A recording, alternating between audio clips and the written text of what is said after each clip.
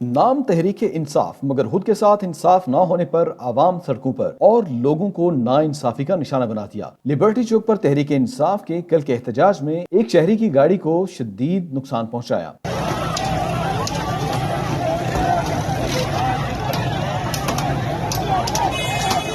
اس گاڑی میں بچے عورتیں موجود تھے جو چیخ پکار کرتے رہے گے مگر کوئی بچانے والا نہیں تھا۔ متاثرہ شخص کا کہنا ہے یہ کون سی آزادی چاہتے ہیں، ملک میں فساد پھیلا رہے ہیں، عوام کی املاک کو نقصان دینا کون سی تربیت ہے۔ عمران خان کو اپنے کارکنان کو انتشار پھیلانے اور ایسے بیانات پر اداروں کو اپنا کردار ادا کرنا چاہیے۔ آخر یہ کون سا انصاف ہے جس میں عام لوگوں کے ساتھ نا انصافی کی جا رہی ہے۔